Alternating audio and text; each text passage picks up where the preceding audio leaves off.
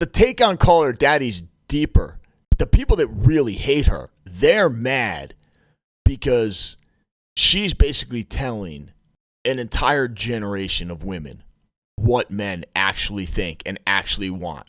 And it's a completely different message from the popular narrative message that's out, and she's not afraid to say it.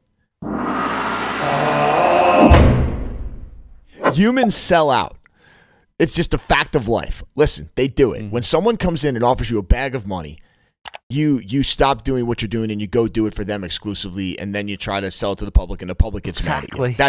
This is nothing new. This is anyone who talks about selling out, they better not be working a job, because that's what you're selling out for much less. Oh yeah. I don't even know what that word means. Like, I don't even know what selling out means. I do understand what it means, but I think it's used. Explain it to me.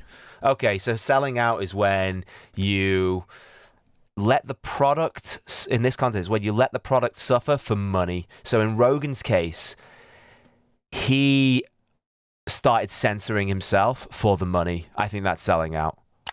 Because the reason I liked that podcast was because he would have certain people on who were controversial, but he's kind of reined it in. Lately, he's actually been pushing a little bit further out, and he's probably getting a bit back to normal. But I think selling out is where you let the product gets destroyed by going for the big money. Now, I don't blame people for doing it, but I'm still going to call it what it is. Oh, he sold out, and now the product sucks. I'm not passing judgment on whether you should do it or not. I certainly would do it. It's like, isn't that what In-N-Out Burger, they don't basically want to ruin their product by becoming too massive like McDonald's have? But me being like the hardcore capitalist pig that I am, there's a difference between In-N-Out Burger saying, hey, we're already billionaires and we understand that the long tail value in our product is to not become McDonald's, versus the guy who's making art living in his cockroach-infested apartment in Greenwich Village, who says, hey, you know what? Some hedge fund guy offered me $5 million to commission a piece of art for him. I'm going to fucking take that so I can pay my bills and eat. And all his fans are like, sell out. Yeah, that's ridiculous. I think like that's where page. I don't even know what that means. It gets used too often. Like it's something which exists. I don't blame people for doing it, but to say anybody who does anything is a sellout, then you have to aim that logic at the person who works at McDonald's, or you're selling your time, Mr. Artist, to serve cheeseburgers for $8 an hour. You sell out.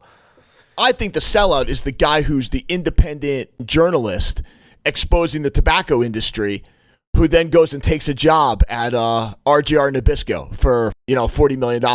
Like, he's selling out principles. But I mean, people call Jay-Z a sellout because he likes wine. Now, sell out. I'm sorry, my tastes have changed. No, it's idiotic. It's just crabs in a bucket, man. That's all it is. It is. This guy made it. This guy's successful. This guy got money. Fuck that guy. It's that simple. Humans don't change. They're exactly the same. Yeah, everyone has a price. Tim Dillon has this joke where he said if Spotify offered him $60 million, he'd never talk about 9/11 again. And I imagine that's a lot of people, where if the right amount of money came in, and he'd be like, it's like, yeah, I'll say whatever you want me to say.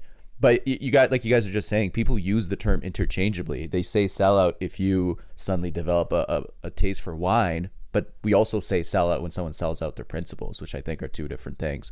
But it's the same word, which doesn't make any sense, because, yeah, going to work for Facebook is being a sellout, but I know there's content creators that try to make art on the side, but they work for Google as their day job.